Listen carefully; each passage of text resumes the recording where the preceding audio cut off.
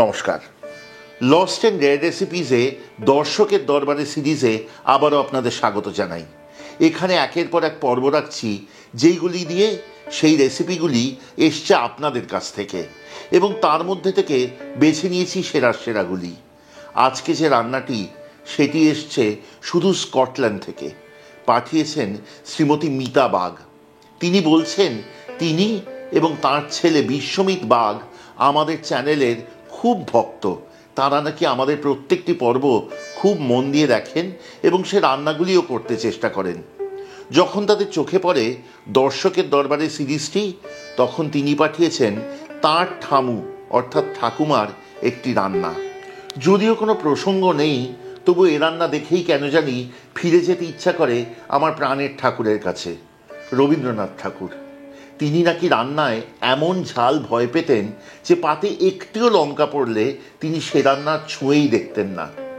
আজকে যে রান্নাটি তা দেখতে যেমন পবিত্র, খেতেও তেমন সুন্দর সুস্বাদু। আজকের রান্নাটিতে না আছে কোনো ঝাল লঙ্কা, না আছে তেমন মশলার আতিশয্য। মাত্র 5-6টি উপকরণ দিয়ে এমন স্বর্গীয় স্বাদের রান্না হতে পারে, না দেখলে বিশ্বাস করতে পারবেন না। এবং হ্যাঁ, এই রান্না রুটি, লুচি, পরোটা, ভাত সব দিয়ে কিন্তু খাওয়া যায়। হালকা মিষ্টি স্বাদের হবে এবং ধবধবে সাদা হবে দেখতে। এই রান্নাটি স্কটল্যান্ড থেকে এসছে আমাদের কাছে, ভাবতে অবাক লাগে, কারণ রান্নাটির মূল উপকরণ কিন্তু সম্পূর্ণ দেশজ, চাল কুমড়ো। আজকে শিখব নারকোল কুমড়ি। চলুন শিখি।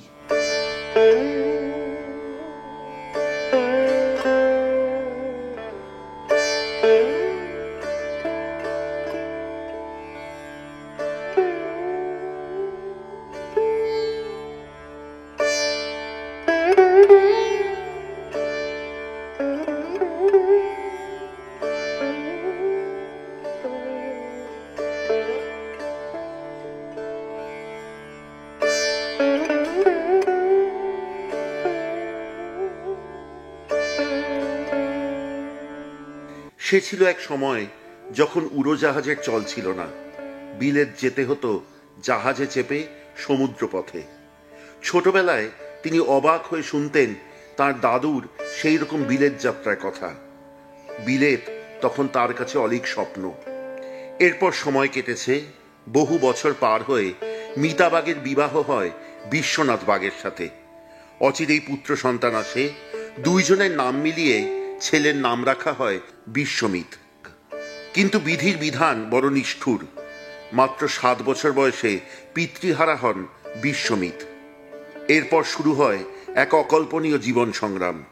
বিশ্বমিত ইঞ্জিনিয়ারিং পাশ করেন। কিছুকাল কলকাতায় চাকরি করে তারপর পাড়ি দেন সুদূর স্কটল্যান্ডে।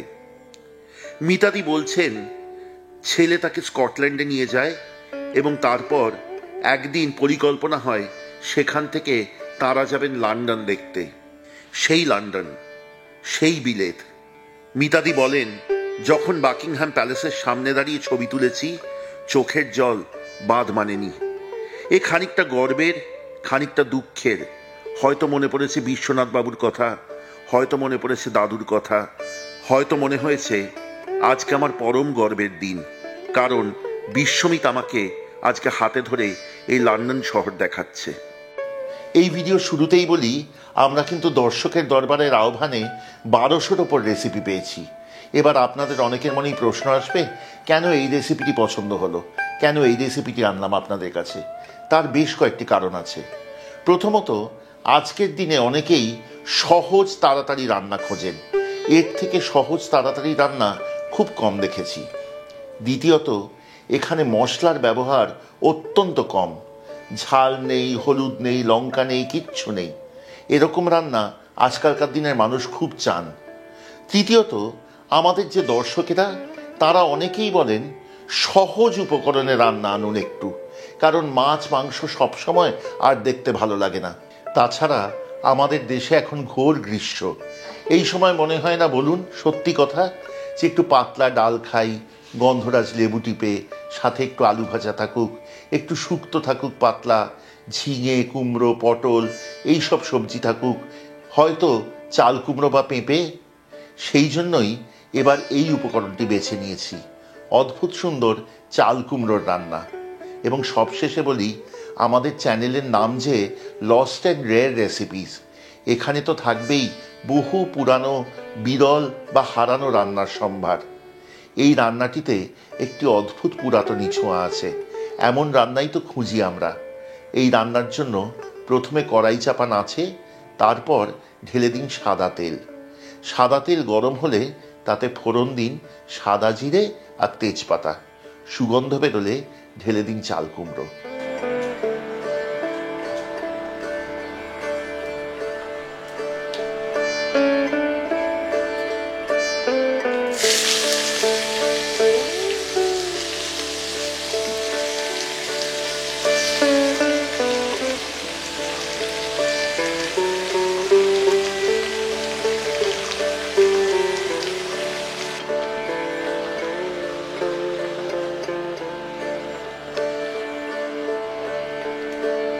এই রান্নাটিতে চাল কুমড়ো যোগ করবার পরেই দেখবেন প্রভূত পরিমাণে জল ছাড়তে আরম্ভ করেছে। এতে কিন্তু আলাদা এক ফোঁটাও জল দেবেন না, শুধু চাল কুমড়ো তার নিজের ছাড়া জলেই নিজেই সেদ্ধ হবে। আর হ্যাঁ, এই রান্নায় কিন্তু আগে কোনো মতেই নুন বা মিষ্টি যোগ করবেন না, কারণ চাল কুমড়ো জল ছেড়ে অনেকটা কমে আসবে, তারপরেই কিন্তু নুন আর মিষ্টির সঠিক আন্দাজ পাবেন।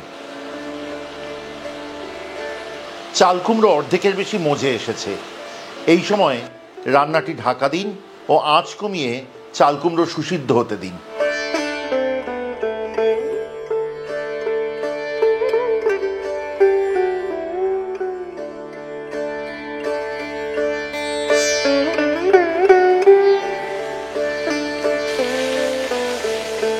চাল কুমড়ো মজে এসেছে, এবার এতে দিয়ে দিন 1 থেকে 1.5 কাপ পরিমাণ নারকেল কোড়া। ভালো করে রান্নাটি মিশিয়ে নিন।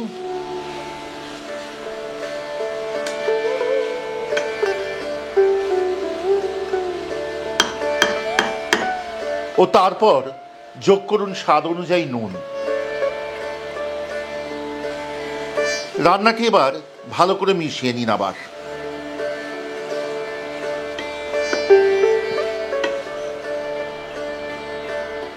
এই পর্যায়ে একদম নরম আছে রান্নাটি হতে দিন এবং ঢাকা দিয়ে দিন। আজকে আপনাদের বলি, যখনই রান্নাটি করছি তখন কেন জানি মনে হচ্ছে যে মিতাদি আজকে সপুত্র স্কটল্যান্ডে থাকেন, কিন্তু কোথাও জানি ওনার মন পড়ে থাকে নিজের ঠাকুমার কাছে, নিজের মায়ের কাছে, নিজের পরিজনের কাছে, নিজের দেশের কাছে, যারা কেউ আজকে ওনার কাছে নেই, কিন্তু তাদের রান্নাটুকু আছে। তেমনই এই রান্না নারকেল কুমড়ি। হয়তো ওনার কোথাও মনে হয় যে চাল কুমড়োটুকু যদি কোনো দিনও পাই তাহলে এই রান্না একদিন করে দেখি। হয়তো তা পারেন না, সেই জন্যই আমাদের কাছে পাঠিয়েছেন, যাতে এই রান্নার মাধ্যমে ধরা থাকে তাঁর ঠাকুমার কোনো স্মৃতি।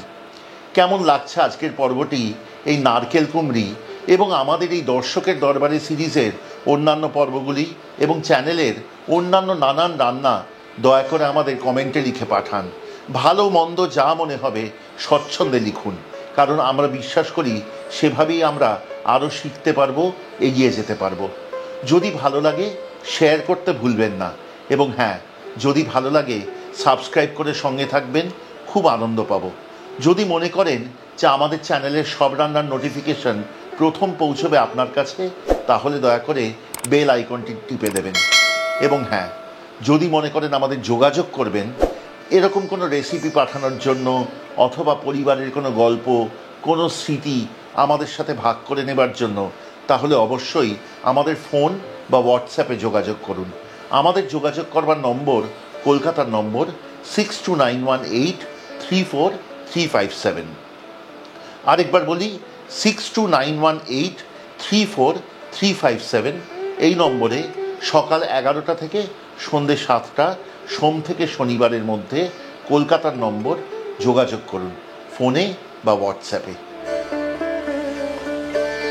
বেশ খানিকক্ষণ বাদে দেখবেন চাল কুমড়ো মজে এসছে এবং নারকেল থেকে তেল ছাড়তে শুরু করেছে। তখন এতে যোগ করবেন বেশ খানিকটা মিষ্টি। মনে রাখবেন এই রান্না কিন্তু বেশ মিষ্টি স্বাদের ভালো লাগে। এইবার ভালো করে মিশিয়ে নিন রান্নাটি। যদিও মূল রান্নাটিতে ঘিয়ের কোনো উল্লেখ নেই, কিন্তু তবু সাত্ত্বিক রান্না যেহেতু, আপনি যদি মনে করেন অল্প ঘি দিয়ে শেষ করতে পারেন রান্নাটি।